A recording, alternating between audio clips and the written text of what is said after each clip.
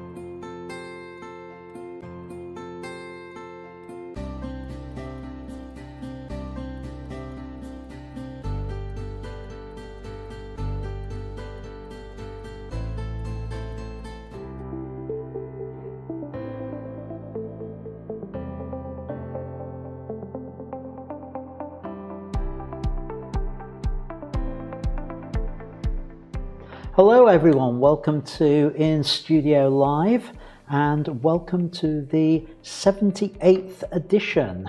And I've just realised one of my displays isn't showing what it should be, so let me sort that out.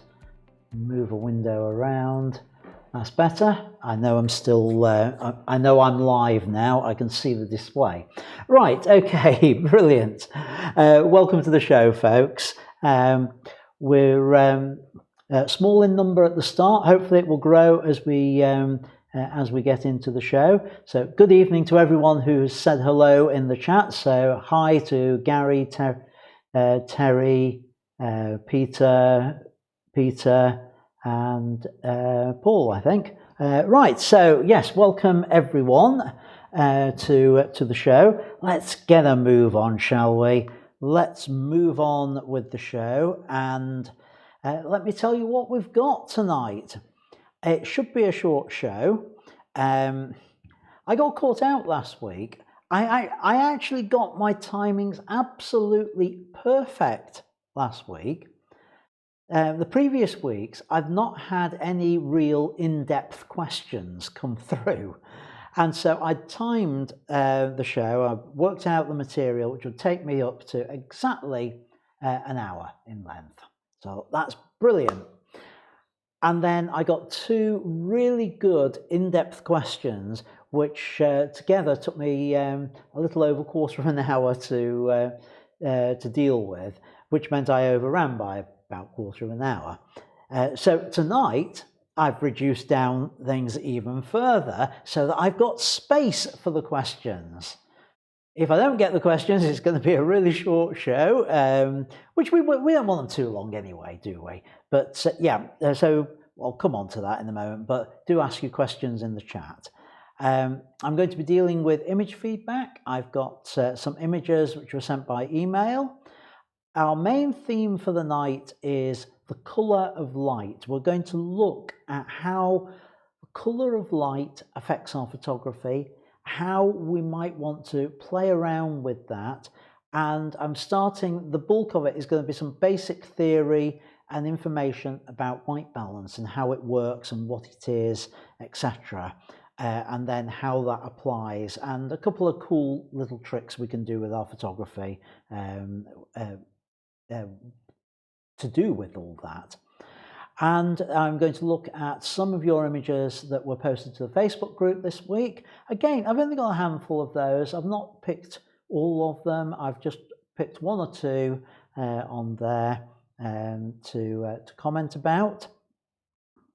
And then finally, image of the week, which will be the Facebook banner at the end of the thing. So, as I said, it is an interactive show. Oh, I've just noticed Andy Grady joined us. Hi, Andy. Apparently, I'm competing with Belgium versus Portugal tonight. That might be why I'm down a few. Is that a football match? Is there something going on in the football world at the moment? Yeah, I don't know, and I don't care on that. To be perfectly honest with you, football's not my thing. Formula One, on the other hand, is. So no spoilers, please. I've not managed to watch today's race yet. That's what I'll be doing after the show tonight. So yeah, it may well be that that the certain football match may be drawing people away. There's always going to be something, but there's always the replay. These do stay up on YouTube, so that you can always catch up on them on there. So right, back to my slides. Yeah, put your comments in the live chat. If you're watching this on replay, feel free to ask questions in the comments. I do read all the comments, I do respond to all comments, and if I get some really interesting topics, I will cover them on future live streams as well on there. Right, talking of questions, one has appeared in the chat. Let's have a read of this. Gary says, is there any advice or input you can provide on photographing cars? There's a new museum opened in Derbyshire for it, British Classics. I thought I might visit it. Ooh, that does sound interesting. Right. I haven't got any specific advice on photographing cars. If you look online for the photographers who do car photography, generally for production and things like that, for advertising, there's a couple of notable things. First of all, they have leagues of space to actually do it. If they work in a studio, it's a studio bigger than mine because you can't get a car in here. And therefore they've got a lot of space to work with. And often they will light the cars very specific for the adverts that they're doing. If they're on location, they'll find some fantastic location where they can put the car. And one of the things that they do that you may not be aware of is the still images of cars driving along the road are often not taken with the car in motion. They apply just a very slight hint of motion blur to the image to give the impression that it's moving, particularly radial motion blur on the wheels to make it look as though they're turning.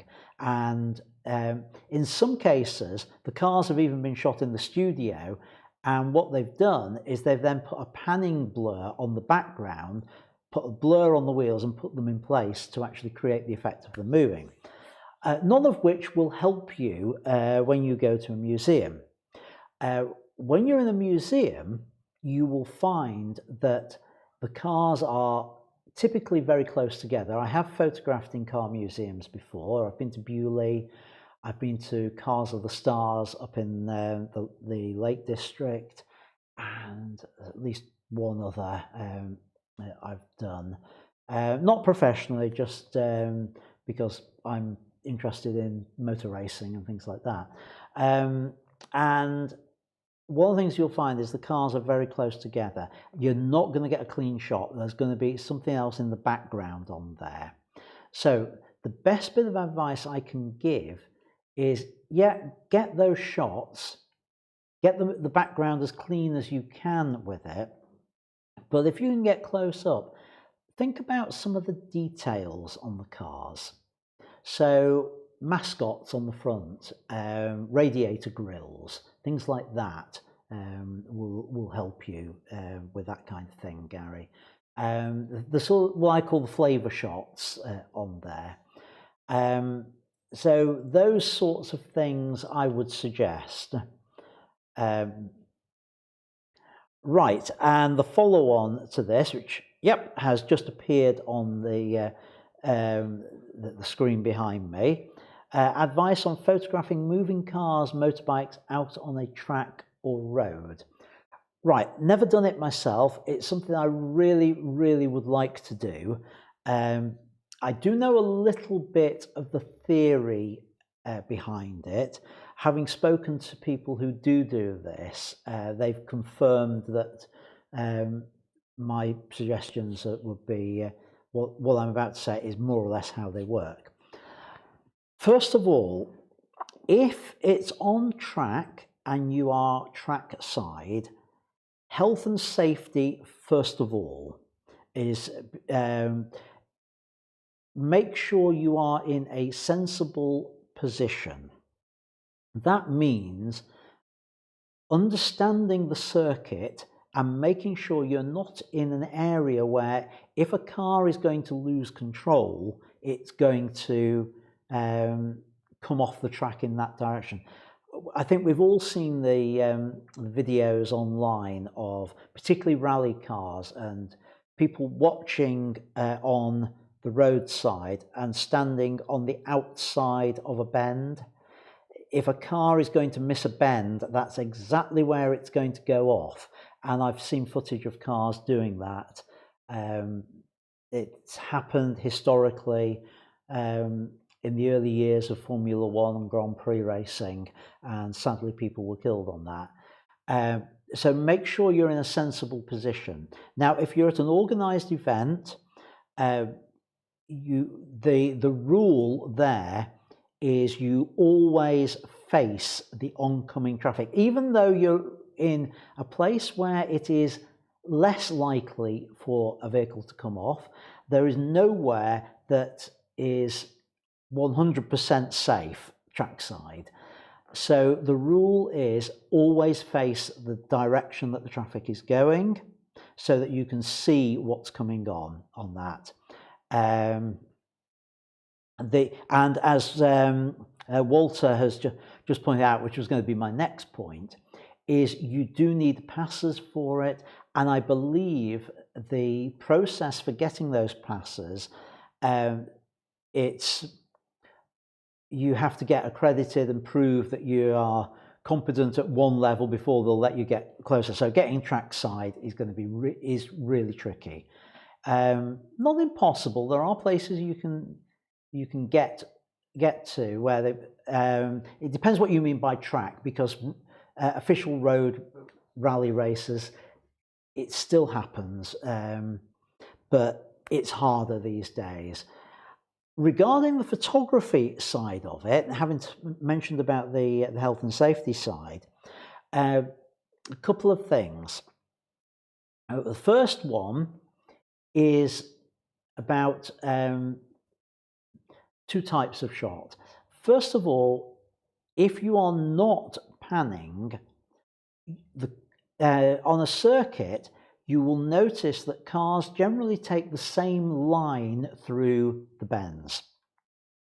So that means you can pre-focus on there, either manual focus or even better back button focusing, where you can come in, you get it on that, pre-focus on that spot. As the car hits that point, gets to that point, you can then release the shutter so that you're pre-focused on there. So you've not got the delay of the lens going zip, zip, zip, zip, zip, zip, as it's going in and out trying to get focus. If the car is coming towards you from relatively, then you might want to consider continuous focusing on there, and so the camera can track it. You may want to shoot in burst mode. Again, this is the thing we were talking about last week, about whether burst mode is a good thing or not. And there is an argument that I tend to subscribe to, that it makes you a bit lazy about being able to anticipate your shots. If you are doing a rally shoot where the cars are going, literally take off the ground as they go over a hump, then that's the sort of time a continuous shooting might help you get that point at where they're at the apogee of the arc on there. So you might want to consider that sort of thing. If you're trying to do a panning shot, now I've talked about panning shots before, so this one should come as no surprise to you. It's very difficult for me to demonstrate it here on camera, because if I stand up, I suddenly become headless, because my green screen, you can see the height of my green screen because my hand just disappears off the top. But the way you do a panning shot, and I'll try and do this with the chair rather than with my feet. Imagine I'm doing this with my feet. You turn to where you want to finish. So your feet are pointing at your finish position. You turn your body to the start position and you pan that way. And the other thing with it is you pan, release, and carry on panning through. Don't try, as novices tend to do, click, pan, stop, and then release. You start the panning motion, then release, and keep panning through the shot on there. So think of that. Those are the things I can think of off the top of my head. It's not something I have had any real experience with. It's something I would love to do, but I've never had the chance on there.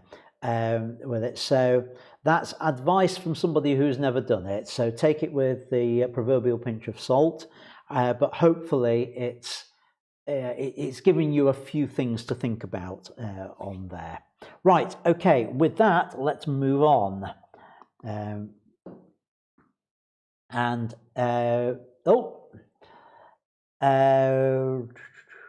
Another comment which is relevant to this. I'll do that. Andy says he had a great day out at, he thinks, Buxton Raceway, photographing the drifting. There was a motocross track opposite too, so got some good shots. Can't remember how much it cost, unfortunately. All right, okay, that one might be worth looking up. I'm hoping to get down to Silverstone later this year. Unfortunately, I won't be able to do any photography while I'm down there because I'll actually be on track running. I'm planning to do the half marathon there. So anyway, that's an aside. Let's get back to the PowerPoints, and we are on feedback. Yes, so that means I need Lightroom. Right, so these are all the ones which were sent to me at email at feedback at ians-studio.co.uk.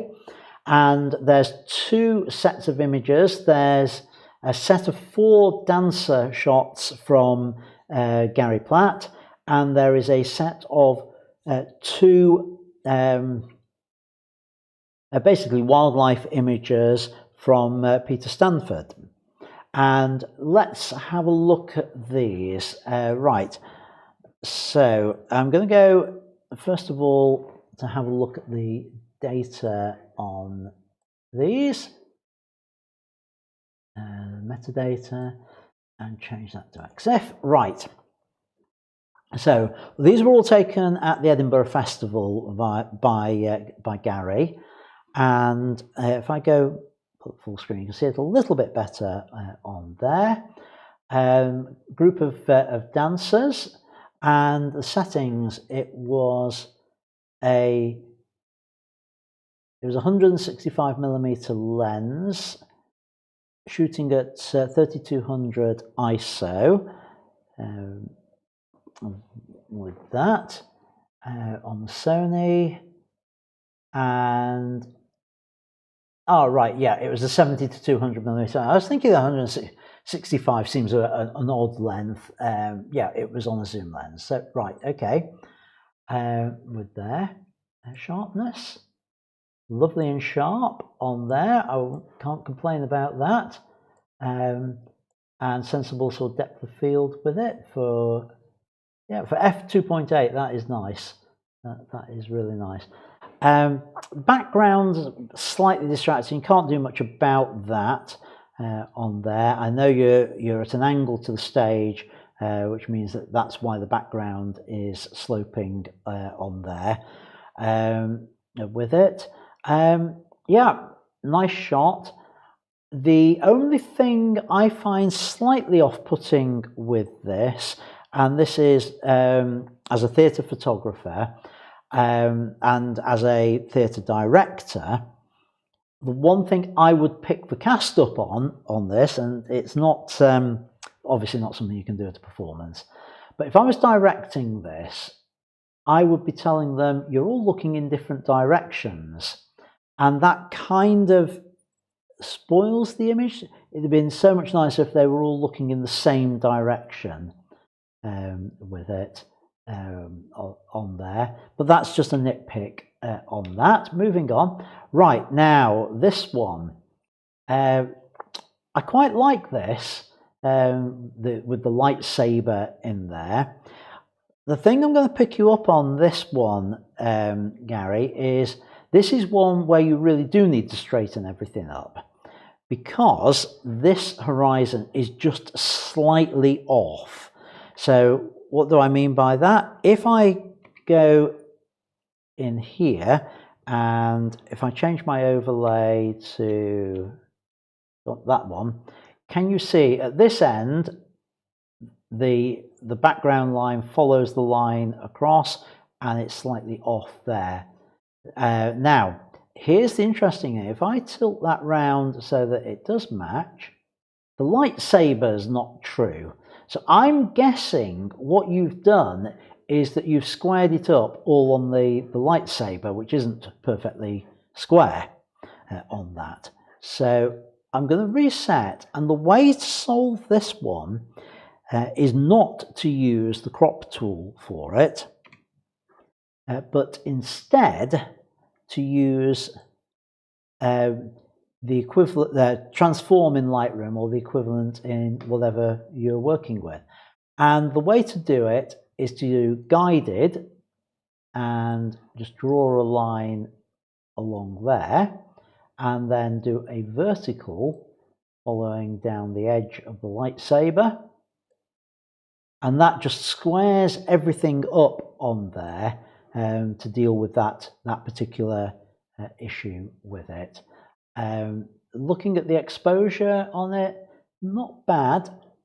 I'm just going to look at the settings now we've sorted out that obvious one. 1250 ISO, that's fine. Sort of thing I would expect. 250th of a second, yeah, that's fine. Probably didn't need to be quite that fast, but if they've just finished the dance, you wouldn't have had time to change it anyway on there. Yeah, 24 to 70mm lens. Yeah, all good settings on there. I would tend in post-production to just do a couple of little tweaks to this image. And the first one is I would see what happens if I can try and bring up the shadows. Now, as I try to do that, I'm bringing up the curtains, which I don't want. What I actually want with it is to try and bring up some of the shadows on this particular dancer, and maybe down here. So the way I would do that is an adjustment brush, so press K for that, and I am going to go with actually probably what I've got on there, which is a little a rise of a couple of stops on the exposure and on the shadows, but I'm going to put the flow right down to 25 on there, make it nicely feathered, and in fact I feather that even further. Oh, sorry, wrong way. Going right up to something like that. And now I can just start to lighten that up, and the more I paint over, the more it lights up. So I think the important thing is her face on there.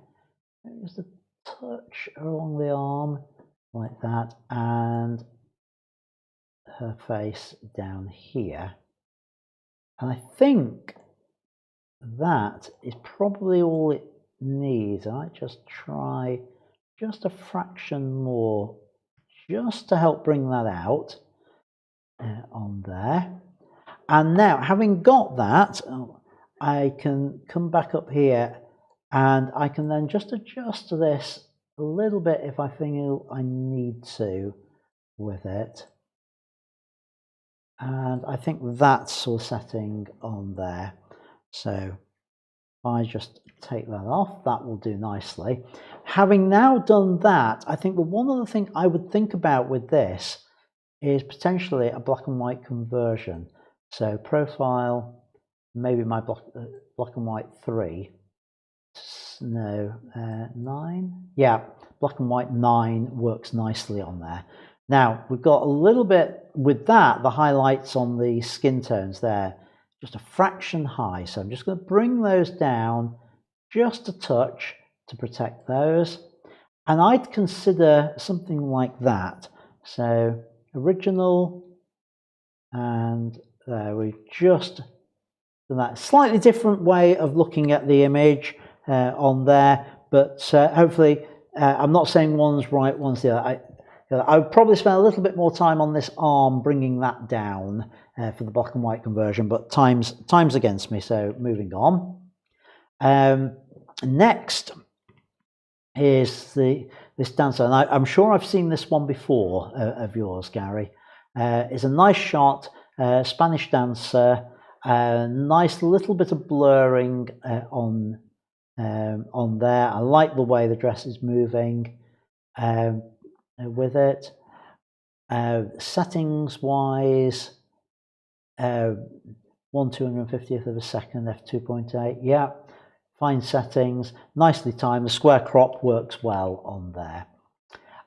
This pair of dancers, we've got the same problem as before, that the is not quite square. I like the square crop with it, but the floor is sloping, so I would be tempted to just move that round, try and level that up just a little bit. I've gone too far. About there. I think that's about it now on that.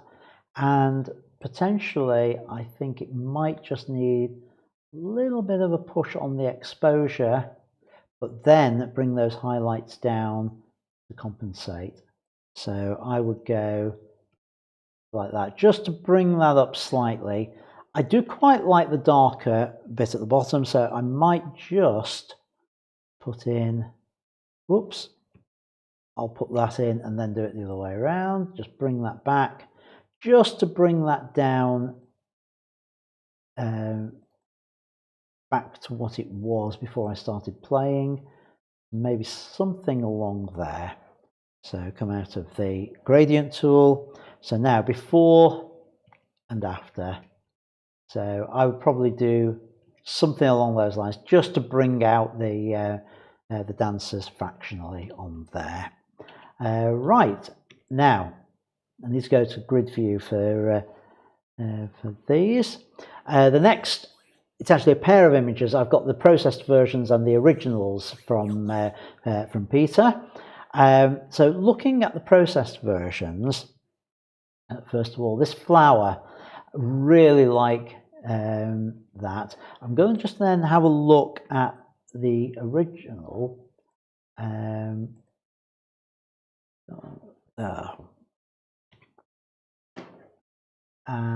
I want 100% to have a look at that. That is lovely and sharp on there. And on the other version of it, that is really nice. I think you've sharpened it on export, which is the right thing to do on there. Love the bokeh effect on it. Really nice on that. Has worked well. Let's have a look at your settings for it. Right, so it's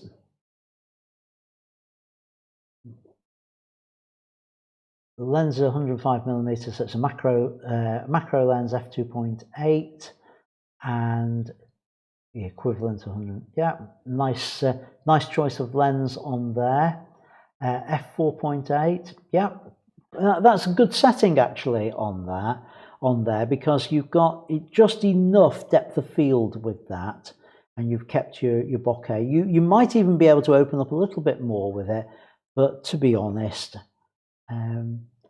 I like the fall off with it. It's worked well. So no, your depth of field is fine on there. Lovely shot, and I like the way that you've saturated it for the finished version.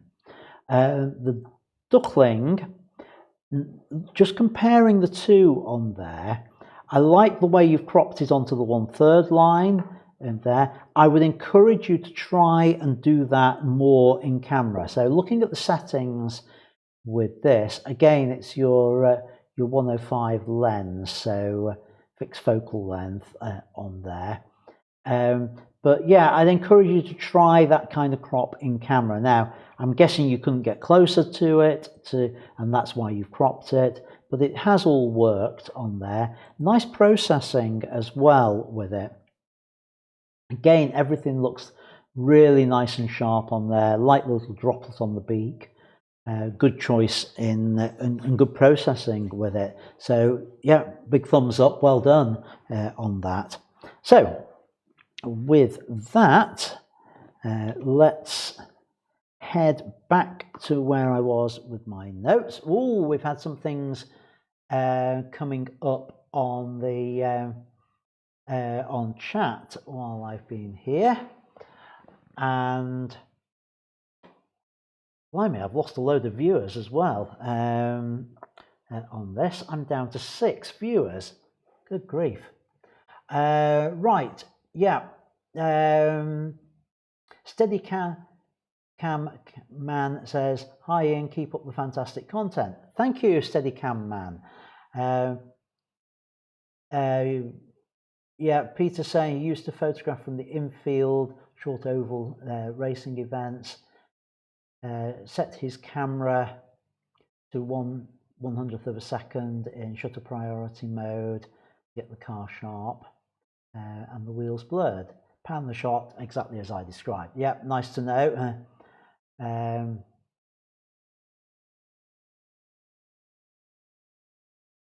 Right. Gary is asking, when you zoom in to review an image in Lightroom to check the details, is there an optimal magnification? Yeah, 1:1, 100%. That's what I am used to working at.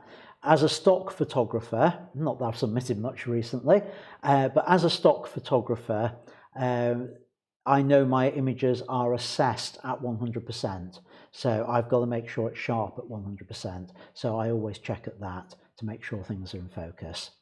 And also, you don't necessarily know what size your print is going to be used for. Yeah, if it's only going to be used on screen and you know that, then it doesn't really matter as much. But it's just nice to know that your skills are such and your lens is such that at 100% the full resolution is actually correct and it's all working on there. Right, I'm going to have to get a move on. I've been chatting too much and not moving on with my my presentation tonight. The before and after challenge. I'm not setting an exercise this week. The one I wanted to set, which tied in with this, I needed better weather conditions than I've had this week. It's been a bit hazy when I've been able to go out with it. So I've not created a video this week. I will have one next week for you on there. Right, my plea, instead of playing this at the beginning tonight, I'm going to put this here, and that is, if you are new, if you're watching, please subscribe if you haven't done so already. Please like if you haven't done so already, and please share. And I want to just say thank you to Paul, who was sharing the live stream out earlier. Really appreciate that. That helps. Please join the Facebook group, link down below on there, and my newsletter, link also down below on that. I want to just give a quick plug for Thursday night for those of you who are local. It's the second night, which comes first. The 2nd of July horror night sold out quickly, so I put on a second night, which is on the 1st. It's all confusing, I know. It's a bit of a special event, this one. I've got a model in. We're going to recreate scenes from Carrie. We're going to create Mad Axe Murderer. We also have Jason from Friday the 13th as well. So we've got the model and as the victim. We're also going to do Lilith from True Blood. I've only got one place left to fill on there. Maximum of 3 photographers on it. It will be a really, really good evening. I know one of the people who's watching tonight, Peter, he's coming on the Friday night to it. So if any of you others who are local want to join me on the Thursday night, it'd be great if you can on that. One place left. Please book via my website. Enough of the plug. The sponsorship, again, as ever, we're sponsored by you, and if you find these streams helpful, you want to keep me going, then please can I encourage you, if you're not an Academy member, please can I encourage you to buy me a cup of tea at the link that's on the screen. The link is also down below, because that just helps make these worthwhile from my point of view. And my thanks goes to Graham Hunter tonight for tonight's cuppa. Cheers, Graham. I have no idea whether Graham's watching tonight or not. He's one of those. Oh yes, and Paul's on Friday as well. So look forward to having you back at the studio then. Graham's one of these people who lurks. I've teased him about it enough. So I don't know whether you're watching tonight, Graham. If you are, hi. If not, why not? Right, now, let's move on. Yeah, white balance. This is the theme for tonight, and I'm running out of time already. So what is white balance? Well, to talk about white balance, I need to talk about something called colour temperature. Colour temperature is a concept for describing colour. How would you describe a colour to someone? If I was to say to you over the phone, I want you to produce something which is the same red as my the back of my iPad there. How do you describe that red? Well, in the digital age, you could describe it by terms of the different RGB elements that make up that colour, and that's how we tend to work in the digital world. But prior to digital, how would you describe that red? Well, you might have a Pantone chart on there, and you've got a reference chart. Well, how did we work? How did we do it before we had Pantone charts? Well, the way they did it, they noticed that if you heated a block of black metal, depending on what temperature you heated it at, it would glow at different colours. And that was consistent.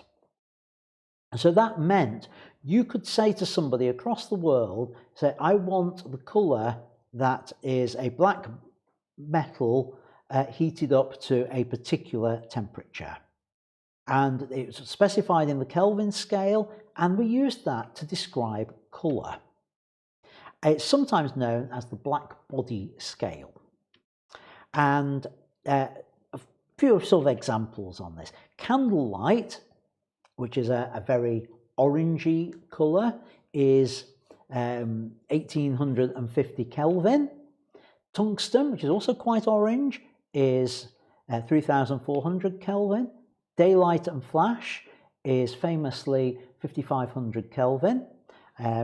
Interestingly, why is it that value for daylight and flash? Well, that was the colour of daylight outside the Kodak Eastman offices in the States, and that's what the average daylight was there.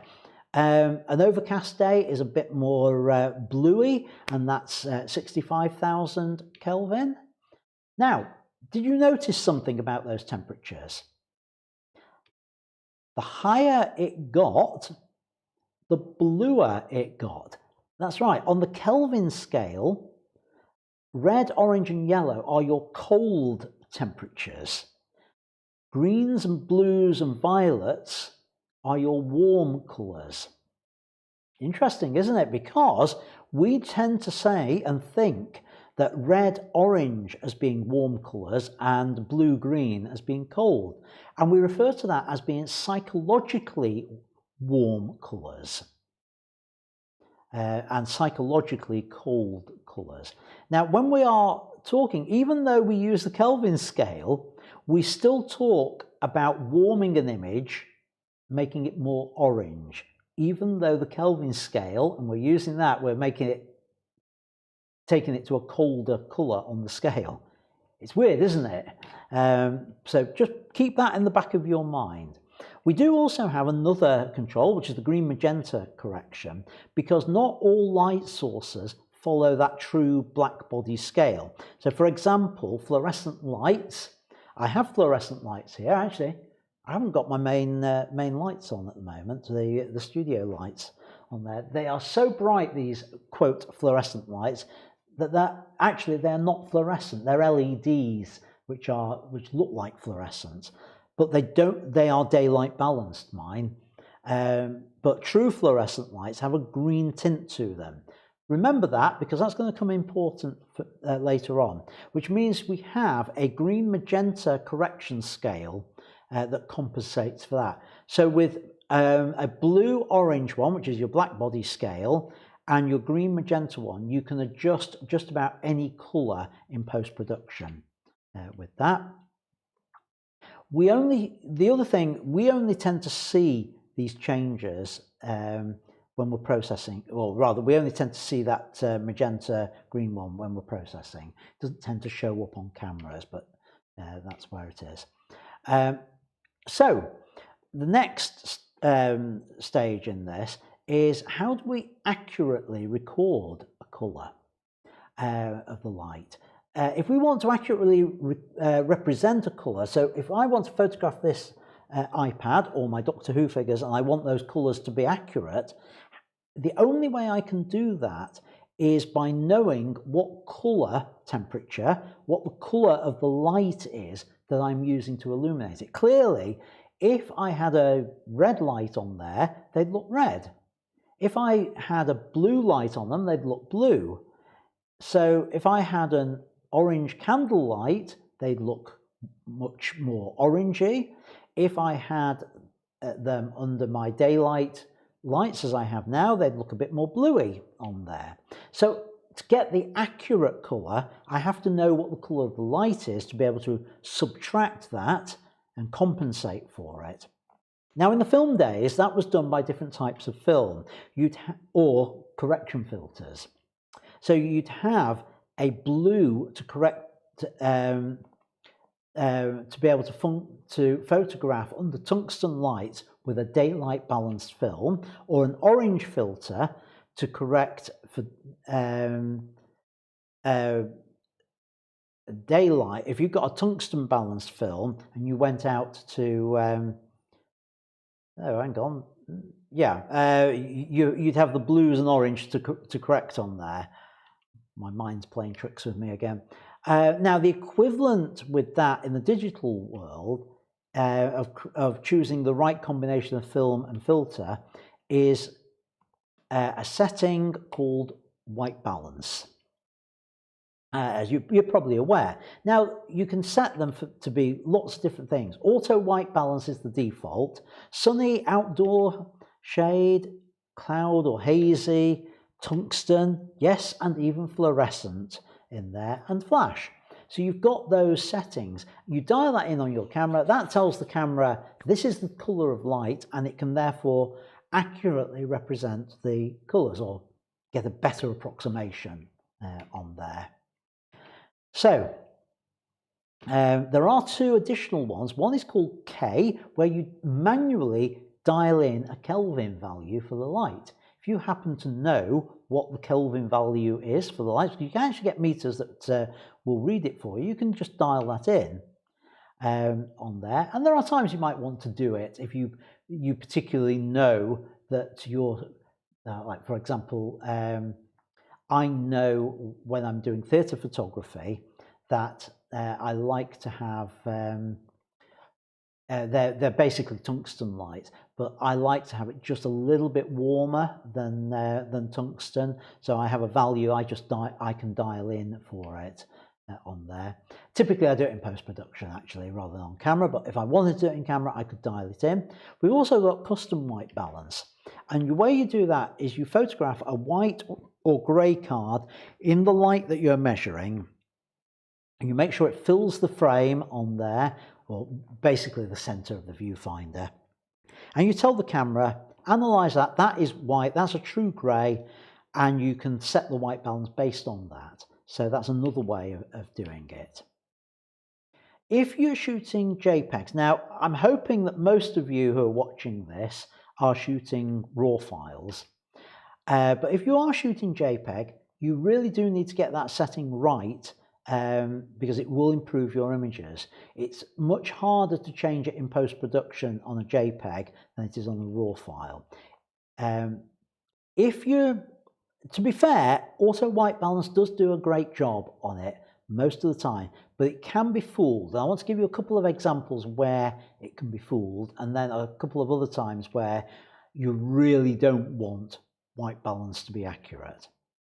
So one example where auto white balance gets fooled and where it's really important to set it, again, particularly if you're shooting in JPEG, is if you are shooting in a building where you've got multiple light sources. A classic example of this is a church, where you might have bits of the church illuminated by candlelight.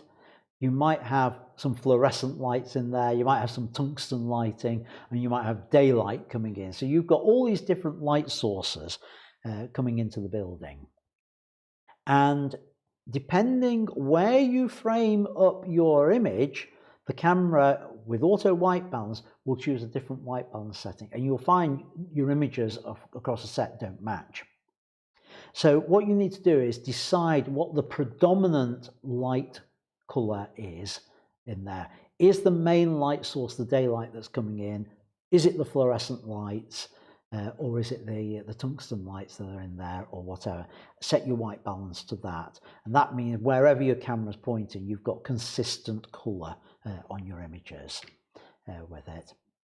And the other time where it's really important to set it, particularly if you're shooting JPEG, is to set flash when you're working in the studio. If you're shooting in RAW, the caveat on all this is that typically most of the time white balance, it gets it right with auto white balance, but the other thing is that it's only ever actually used for your preview image and as your starting point in post-production. You can change it in post-production as a free change. There's no detriment to your image changing it in post-production on there. So for a lot of the time, if you're shooting RAW, feel free to leave it in auto white balance, forget about it and sort it out in post-production, apart from when you are in the studio. Why when you are in the studio? Well, here's a shot that was created in the studio. This was set to flash white balance. You can see lovely vibrant colours. What happens if I set it to auto white balance? You get that kind of effect, and hopefully you can see how the skin tone's gone horribly blue and the colours got washed out on there on the background. Why is this?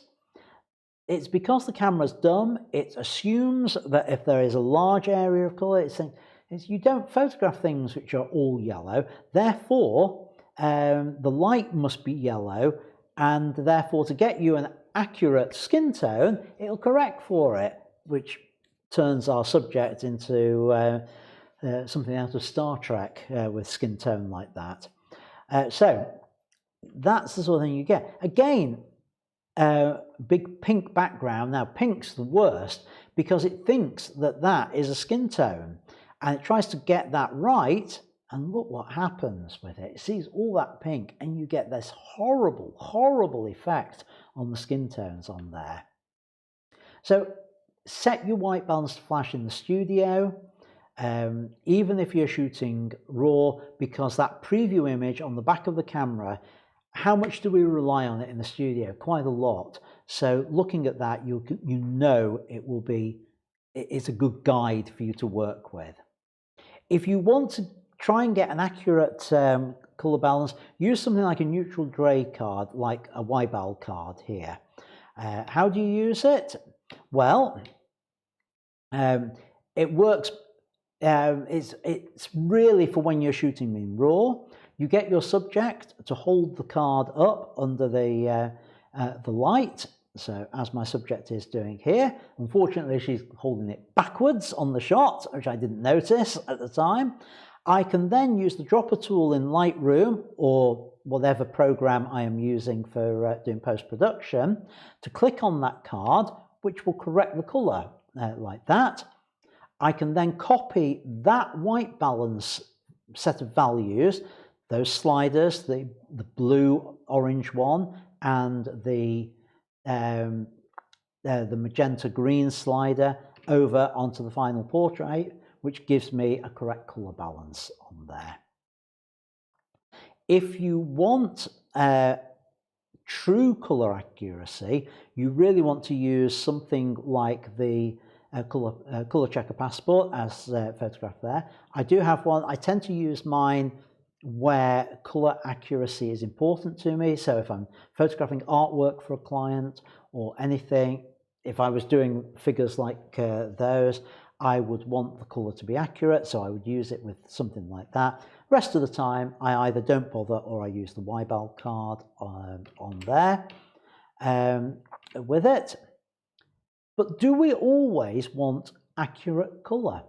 The answer is no, we don't. And even in the studio, sometimes I want to play around with colours, so I'm not worried too much about it, depending on what I'm photographing. But there are some specific times I would not correct colour, where I particularly do not want true colour. The obvious one is sunsets. Now, I've talked about this in the past, so I'm only going to very briefly mention it here. And the other is theatre lighting, where the colour cast on there is often designed by the lighting designer. Let me show you. The sunset here, if I colour corrected that, we'd get something that looks like that. That takes away what's important about that scene, which is the colour of the light. We're photographing the coloured light after all, so why would we want to correct it on there? So sunsets need this warmer white balance, and often in post-production I will push it up, or I will set my white balance on the camera to cloudy or shade to try and preserve the orange colours. Or if I was shooting with a compact, I look for a sunset setting, which again just tells the camera don't take out the orange on there. Theatre. Here's two images colour corrected from theatre. It was a play called Kindertransport, set in the 1970s and the 1940s, but it was the same set for both time periods. So how did we know which time period we're in, apart from the costume? Well, the lighting designer did something rather clever. And in the 1970s, we had orange lighting. For the 1940s, we had blue cold lighting. So if I colour correct them, as I've done on this shot, then it takes something away from it. So actually, what I want is that version, which is the not colour corrected version, where that colour cast was part of the performance on there. Another trick, I've done this one before, so very briefly, sodium lighting. If you want to get rid of that, again, that looks horrible, mucky brown.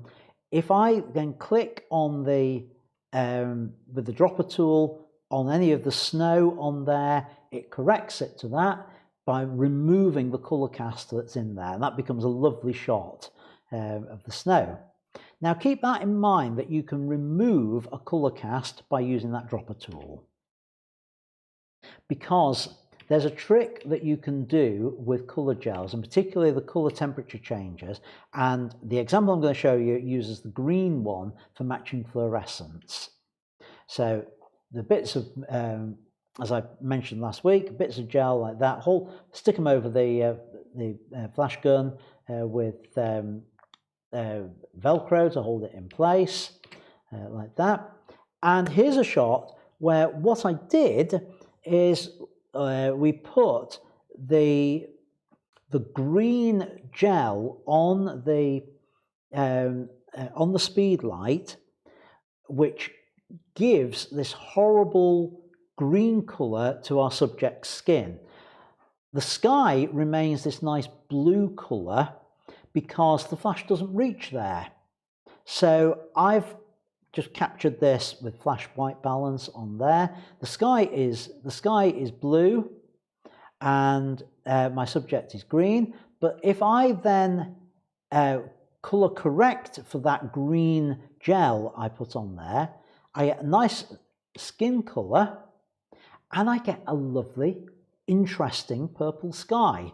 And that's a way you can use, one of the tricks you can do with colour correction to create these interesting sort of effects on there by effectively it's negative color balance on there, that you color the light and then you remove it from your subject, which means your background takes the negative color effect. So green gel gives me a purple background on there. If I'd put an orange gel on there, it would have made, and once I corrected for my subject, it would have made the sky look a much more intense blue. So again, those who want a blue sky when you're working with Flash, that's one way of achieving it on there. Right, let's have a look what's been going on in chat. Nothing is the answer. So let's move on to feedback in Lightroom and look at your images from Facebook, which isn't that many of them this time. So I might actually finish within the hour. So right, let's go over to blue. Right, so full screen. Right, this is from Sonia Ooms, her underwater photography macro. It's another fantastic shot of a seahorse. Don't know whether you watch this on Catch Up, Sonia, but I really like your underwater macros. Love to see them in full resolution, so do think about sending me some to feedback at ians-studio.co.uk, and I could give you some better feedback on there.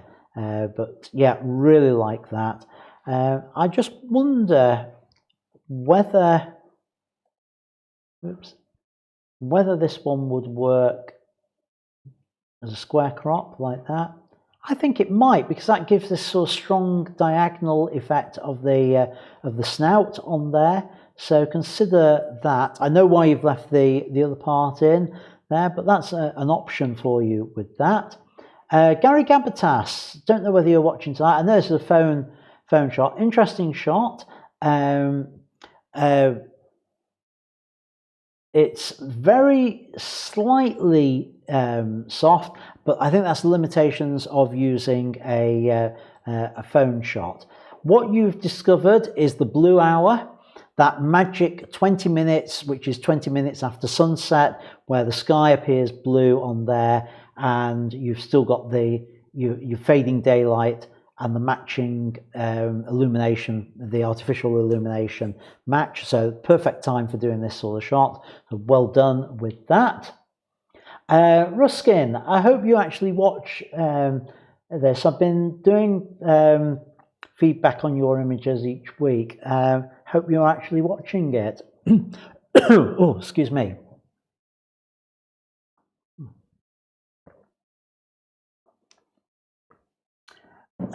This is, I think it's a dancer, Indian dancer. Really like it. Lovely colours, nice symmetry in there. Really well put together. And as I've said, week in, week out, I'd love you to send me the high resolution files to feedback at ians-studio.co.uk so I can give you some really quality feedback on these. You're a great photographer and I really want to tell you more about the shots, but based on the resolution I've got here, it's very difficult to do so. Paul, again, don't know if you're watching, these nice theatre shots you said, I think they just need a little bit more work on them. Watch your, well, not theatre, they're concert ones. Just watch the fact that you've cropped somebody's hand off here. That's not a good crop. It would have been nice to see the rest of the hand, him reaching out towards the audience, whatever he was doing on there. I would also say this is a little bit underexposed, so I would bring up the general exposure on there, which now means the face is a little bit overexposed, but I can compensate to that with bringing the highlights down with it. I would also, with the blacks, just bring that down slightly to just give it a bit more bite on there. So I would do that, and therefore that's the difference between the two shots on there. And the same thing would apply to the other ones that you uploaded this week.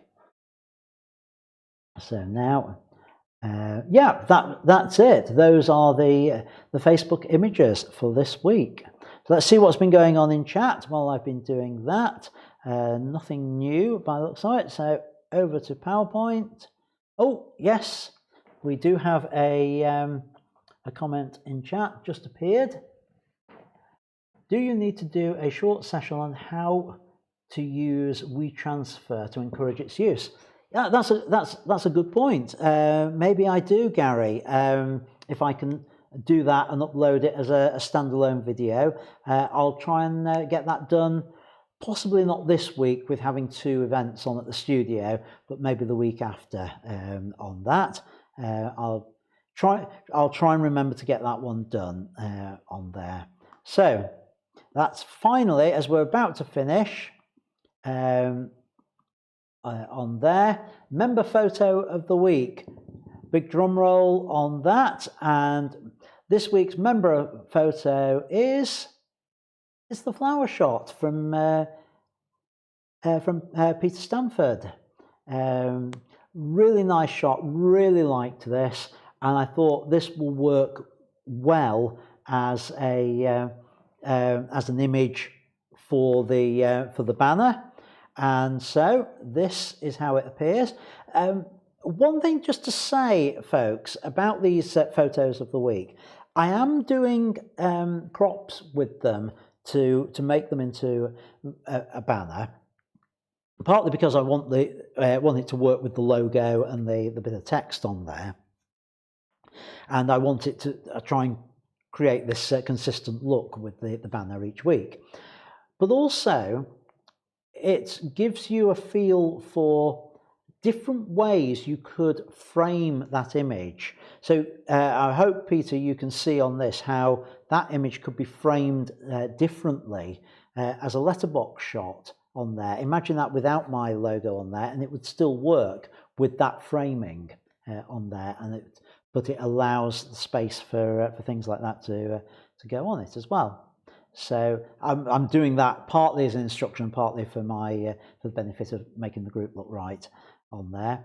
So I'll change that very shortly, and keep uploading images to the group, folks, because one of those from this point on will be next week's member photo of the week. So nothing new in the live chat on there. So it just remains for me to say, next Sunday, I know I've talked about black and white photography before. I'm going to try and find a few extra bits and pieces to do with black and white photography for next Sunday. Oh, hang on, I hadn't updated that. But yeah, it's black and white photography, and not the use of white balance. That was this week. Forgot to update the slide. So that's it for this week, folks. Thanks for watching, and hopefully see you next Sunday. Keep posting to the Facebook group, keep making great photos, and I will see you next week. Bye for now.